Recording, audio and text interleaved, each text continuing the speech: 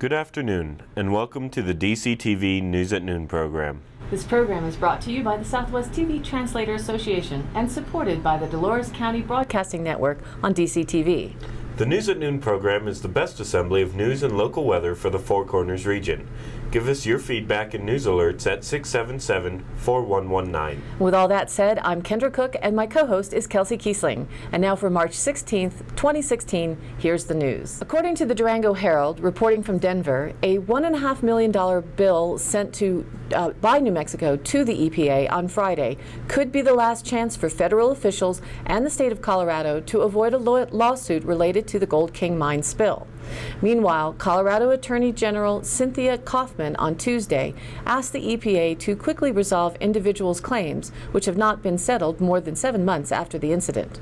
The requests from New Mexico and Colorado highlight the uncertainty that lingers in the aftermath of the spill. New Mexico Environment Department Secretary Ryan Flynn told the Durango Herald on Tuesday that his researchers reject assertions from Colorado Governor John Hickenlooper and Colorado environmental officials that the Animas River quickly returned to safe pre-event conditions after the August 5th spill of toxic heavy metals. The rift between New Mexico and Colorado is a departure from the unity promised when Kaufman hosted the Attorneys General of New Mexico and Utah in Rotary Park in Durango just a week after the spill. Hickenlooper famously drank from the Animas River just days after the spill to signal that Colorado's researchers believed the water was safe. Flynn said Tuesday the state of Colorado, without any evidence whatsoever, continues to say that the river has returned to pre-event levels. We strongly disagree with that statement. We think that the evidence clearly states otherwise. Their non-expert findings show that there is in fact sediment in the river that is still being mobilized. His department is prepared to head to court if the EPA does not reimburse New Mexico for the short-term emergency response work. New Mexico also asked the EPA to provide financial and technical support for a long-term monitoring plan it developed in partnership with Utah, and the state wants a seat at the table for ongoing Superfund discussions. 51 claims from individuals totaling nearly $5 million have not been paid, despite the EPA promising to make every effort to respond quickly. In January, New Mexico officials filed a notice of intent to sue the EPA and Colorado. A lawsuit could come as early as mid-April. According to the Denver Herald, state lawmakers on Monday advanced a measure that would make tampering with a body a felony, an effort strongly supported and advocated for by the mother of Dylan Redwine. The bipartisan bill is being pushed by prosecutors and the families of murder victims who say tampering with a body should carry a stricter penalty than tampering with evidence. Dylan had been on a court-ordered visit with his father, Mark Redwine, on November 18, 2012, when he disappeared. Dylan was 13 at the time. In June 2013, some of Dylan's remains were found about 3 miles from his father's home in Vallecito. In August, the La Plata County Sheriff's Office announced it had identified Mark Redwine as a person of interest in the case and that Dylan's cause of death had been changed from unknown to homicide. The case remains unsolved. In the wake of the incident, as well as similar cases throughout the state, lawmakers have worked to address the issue of tampering with bodies. The bill targets someone who assists a killer with moving or disposing of a body after a crime. Such involvement is a misdemeanor in the state. Supporters of the bill believe that by making the crime a felony, separate of other crimes such as tampering with physical evidence and being an accessory to a crime, then law enforcement and prosecutors would have additional tools to seek justice. The measure passed the House State, Veterans, and Military Affairs Committee unanimously. It has made its way through the Senate and now is heading to the full House for debate. As reported in TimesCall.com, Colorado, already a national leader in hemp cultivation, is pushing forward with a plan to certify seed, in part to ensure THC levels, the active ingredient in marijuana, do not exceed legal levels. To be classified as industrial, hemp may contain no more than 0.3% THC. If hemp farmers inadvertently plant seeds that create higher THC levels in plants, those crops have to be destroyed. More than 2,000 acres of land is now being used to grow hemp statewide, with about 170 registered growers. The program is being done with Colorado State University to test hemp plants grown all across Colorado to determine how the different plants perform. Colorado's unique climate really does separate plants. Higher altitude areas, drier areas, all of those things cause differences in THC content. It's an excellent development for the state and will provide a lot of options for local hemp businesses to acquire reliably tested seeds. Tim Gordon, Chief Operating Officer for CBD RX, a grower and wholesaler of hemp and extracted oils, said the testing itself is rather encompassing. On the growing side, for us, it's an arduous process to develop a strain that's going to be continually certified as hemp and have it be stable enough to be grown in a variety of environments and be consistent throughout. The program is being launched initially with $100,000 in state funding, but eventually it will be supported by fees paid by seed growers and farmers. The certification will be issued by the Colorado Seed Growers Association, which will verify genetics, THC content, and cultivation techniques. The state hopes growers will have CDA-approved certified seed in time for the 2017 planting season. Those interested in participating can contact terry.moran, M-O-R-A-N, at state.co.us. According to the Cortez Journal, many comments came from the 123,000 word letter submitted to the U.S. Forest Service in response to an Italian luxury developer's plans to bring a resort-style village to the scrappy community of Tusayan, population 558, near the south rim of the Grand Canyon. Last week, partially in response to the vast majority of commenters who opposed the development, the Forest Service rejected the proposal. Kaibab National Forest Supervisor Heather Provincio concluded that the five-star hotels, spa, dude ranch, retail village, and 2,100 houses planned for Tusayan is deeply controversial, is opposed by local and national communities, would stress local and park infrastructure, and have untold impacts to the surrounding tribal and national park lands. Grupo Stilo USA, the developer, said in a statement that they are surprised and disappointed by the rejection and will make a decision on their next steps when appropriate. If Stilo's past record is any indication, though, this isn't the end of the road. With 5.3 million visitors a year and growing, the Grand Canyon holds unharnessed economic potential, and Stilo has been trying to tap that potential for nearly 3 decades. Starting in the 1990s, the Italian investment firm bought up 75% of private property around Tusayan, which today is home to a few modest hotels, company housing, and helicopter tour companies. Though county residents voted down the Tusayan development twice, Stilo sidestepped that hurdle when Arizona passed a 2003 law enabling Tusayan to become an incorporated town. Locals were on the fence, but Stilo and its affiliates, knowing that the local officials could trump the county's objections, poured money into the incorporation campaign. They even launched a weekly newspaper that ran frequent front-page editorials promoting incorporation. Still, Tusayan voters rejected their advances until 2010. That year, pro-incorporation groups spent $640,000 to the opposition's $85,000. In what became Coconino County's most expensive election. The number of homes stayed the same, but the number of local voters jumped 43%. Both sides were accused of voter fraud. In the end, Tusayan became a town, albeit one divided over its future, and Stilo quickly stacked the new town council. Some council members were later revealed to have accepted thousands of dollars and traveled to Italy on Stilo's dime. As reported by the San Juan Record in Utah, the Latigo Wind Farm, a 27-turbine operation north of Monticello, became fully operational on March 4, 2016. The largest private investment in San Juan County history, it's built on 3,600 acres of private ground and was developed by S-Power, a Salt Lake City-based company. While each of the turbines have been operational for several weeks, many of the turbines seem to sit idle through much of the day. An S-Power official explains that some of the idle time is due to the fact that biologists are in the process of documenting the flight of birds in the area. They will use the information to develop an avian management plan for the wind farm. Observation towers are being built for the bird watchers, and daylight observations will take place for at least the next 2 years. The turbines are controlled at the General Electric Renewable Energy Global Headquarters in Schenectady, New York. If birds are observed in the area, the turbine can be shut down in an effort to protect the birds. S-Power officials said the turbines are generally in full operation during the nighttime hours. During a recent overnight shift, it was reported that the wind farm generated nearly 530,000 kilowatt hours of electricity, or roughly enough to power more than 50 households for an entire year.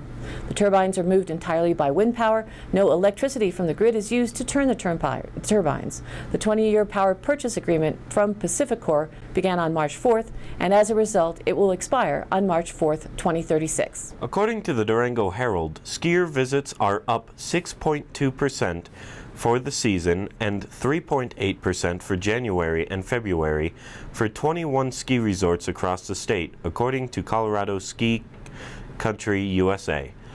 The numbers are looking even better for Purgatory Resort, which reported skier visits up 13% for January and February compared to the same time period as last year.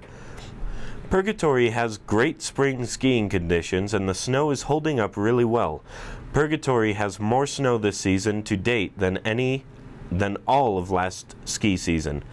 In addition to good snow conditions, the resort is celebrating its 50th anniversary, installed a new high-speed quad at the beginning of the season, and changed its name back to Purgatory, Euler said.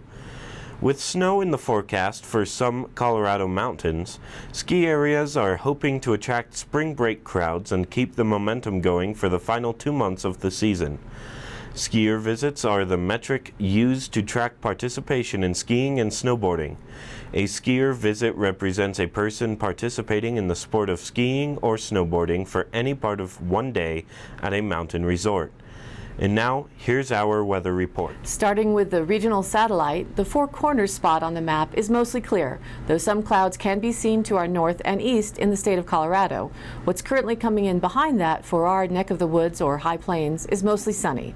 The blue storm sections are continuing to be strong in the upper Midwest, tracking northeast, and our next big weather pattern is gaining traction out to the Pacific Northwest. Likely that next chance of precipitation may be on schedule for Easter weekend, which is March 26th and 27th. On to the National Forecast NOAA map, and you'll see that that white line indicating a return of chilly air and a shift in the winds, which will allow heavy snow to fall on parts of the Central Rockies and High Plains, including Denver, from late on St. Patrick's Day and into early Friday. Though a low pressure line has fallen south of the U.S. border, that high pressure we saw off the southwest coastline yesterday is bringing all that sunshine to Southern California and headed our way. The 5-day DCTV weather forecast shows a warming trend beginning Friday, with continued large swings to overnight temperatures dropping down to the 20s. Mostly sunny throughout the week, it looks like next Monday may be when some clouds may develop in earnest, yet you can see it's predicting a high of 67 and a low of 30. For the rest of today, though, here at DCTV, it's taking some time to warm up to the 50s. Currently, we're just reaching the 40s, with light northwest winds of around 6 miles an hour. We look to be close to the ballpark range of average highs and lows for the day, with today's record set back in 2015 of 71 degrees for the high and 10 degrees for the low in 2005. And now back to Kelsey with more news. Inmate education program is rocking and rolling at Montezuma County Jail, Sheriff Steve Nolan said. The Sheriff's Department was awarded a $108,000 Colorado Justice Assistance Grant in November to pay for new staff and materials for the program. In February, jail staff started offering life skills classes to inmates through the jail's Empowering Through Change program, said coordinator and grant writer Cindy Ramsey. The classes offer help with subjects such as raising children, communicating effectively, and thinking critically. They complete homework assignments and work closely with department staff. Ramsey said the classes are giving inmates answers they have been begging for. We're trying to help them see that they're not worthless, Ramsey said. You can do that with education. 4 class sessions are taught once a week to 6 inmates at a time. So far, 107 men and 16 women have taken classes, and 11 have turned in applications for GED tests, Ramsey said. The department purchased 5 new smart TVs with the grant money, which soon will be used to live stream educational content from the Universal Learning Center. Nowlin said the goal for the program is reduce recidivism for inmates, especially those with substance abuse offenses, some of whom get released from jail only to commit another offense and return. The Cortez Journal reported on the bill headed to the Colorado governor's office that would make it legal to leave unattended cars running if they have remote start systems. The bill updates the state's ban on puffers, cars left running while the driver is away. The practice is common among Coloradans on colder winter mornings, but has been illegal because puffers are vulnerable to theft. Studies have shown about 50 puffer tickets are issued per year in Colorado. The bill exempts car owners with remote start systems if drivers keep a keyless start fob away from the vehicle so it can't be moved. The Senate passed the bill 33-1 on Monday. In December, Montezuma County Sheriff Steve Nowlin said deputies didn't issue tickets for puffer violations, but that puffers presented a problem because they seemed to encourage automobile theft. The sheriff's office is part of Beat Auto Theft Through Law Enforcement, or BATTLE team, and Nowlin said deputies conducted puffer patrols throughout the winter. Nowlin said, "We want to prevent auto thefts and educate our citizens to the dangers. If your vehicle is stolen while left unattended, there's a strong possibility that your auto insurance company will not pay for your loss." According to the Cortez Journal, the Cortez Middle School 7th and 8th grade bands both received superior ratings March 8th at San Juan College in Farmington. It's been at least a decade since both bands received that top distinction at the Northwest New Mexico Music Educators Association Large Group Evaluation, said CMS band director Andrew Campo. Each band played 3 pieces, and a panel of 3 esteemed judges scrutinized the performances, Campo said. The bands also participated in a sight reading component in which they were asked to play a piece of music they had never seen before with just a few minutes of preparation, Campo said. San Juan College Director of Bands Dr. Tunbi Fetz judged that aspect of the evaluation, Campo said. On a scale of 100, the 2 bands averaged a score of 97, he said. Both bands, along with first-year director Katie Zdanowiski, worked very hard to achieve the result, Campo said. This is a group of very hard-working, dedicated, focused kids, Campo said. They put together all their hard work from the last 8 weeks and pulled it off. They did a really great job. This is a special group of kids, he said. The Durango Herald reported that Southwest Coloradans accounted for 3 out of 12 awards handed out nationally for fire mitigation work performed in communities. The National Fire Mitigation Award is authorized by 4 firefighting agencies: the International Association of Fire Chiefs, the National Association of State Foresters, the United States Forest Service, and the National Fire Protection Association. The awards were handed out at the monthly Firewise meeting in Durango on Tuesday. 3 local winners were Peggy Beach of Pagosa Springs, Les Cole of La Plata County, and Philip Walters of Montezuma County. Beach is credited with organizing her neighborhood 5 miles south on Colorado Highway 184 to practice the best fire mitigation process over the past year, including holding workshops, organizing chipping days, adopting a fire hydrant program to clear snow, and convincing the Homeowners Association to match a $10,000 state grant to perform mitigation work on private lots. Cole, a resident in the Deer Valley subdivision, organized the first community wildfire protection plan in 2010, the first in La Plata County. In his neighborhood, only 3 out of 84 homes have not been treated for fire mitigation. And Walters, who lives on the edge of La Plata and Montezuma counties, focused his efforts on building defensible space zones, utilizing the best construction materials to resist fire, and planned out a response should a fire occur. Paul Holler, Montezuma County Emergency Manager, said there's no telling how many tax dollars, homes, and lives were saved because of Walter's preemptive work. For 3 awards to be handed out in the Southwest is a credit to the ambassadors and Firewise. Now for this week's Dolores County Sheriff's Roundup.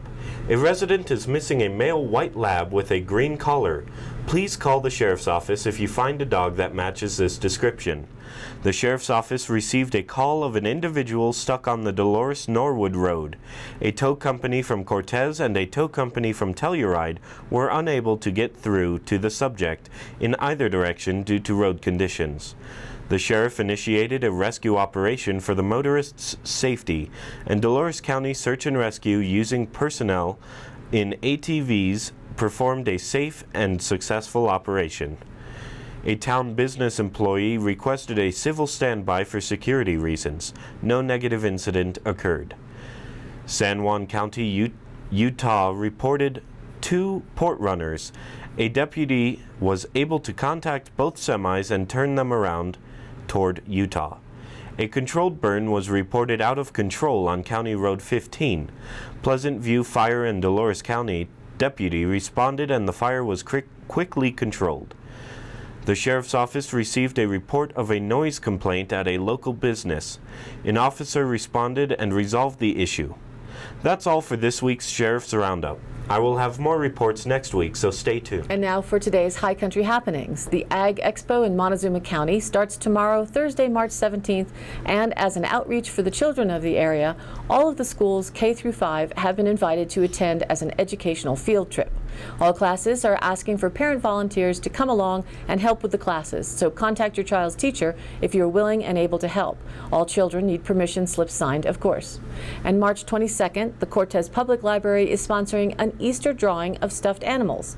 Tickets available at the front desk. There are 6 stuffed animals. Winners will be drawn on Tuesday at 3:30 p.m. and no need to be present to win. Donation by Addie Dodson is greatly appreciated. And getting ready for Easter, another Easter egg hunt is being held March 26th at 10 a.m. at the Four Seasons Greenhouse and Nursery on P Road, north of Cortez. It will be for kids 10 and under, sponsored by Battle Rock 4-H, Barnyard Critters 4-H, and McElmo Boomers 4-H clubs. We'd love to share information about what's happening to support all of the regional groups, individuals, and communities. So please let us know your event by sending an email to dcbnnews@gmail.com or call 970-677-4119. And we're adding all of this to High Country Happenings info on the Facebook page. Again, thanks for tuning in. This program is aired live at noon and rebroadcasted at 2:30 and 8 p.m. on Channel 32.1 Dolores County, on Channel 30.4 in Montezuma County, and their cable Channel 5. And you can also re-watch the broadcasts on YouTube at the DCTV News at Noon channel. And please like us on DCTV News at Noon Facebook page and follow us on Twitter. For Kendra Cook and all those who are working to bring you DCTV and the News at Noon program from Dove Creek, USA, I'm Kelsey Kiesling. See you next time.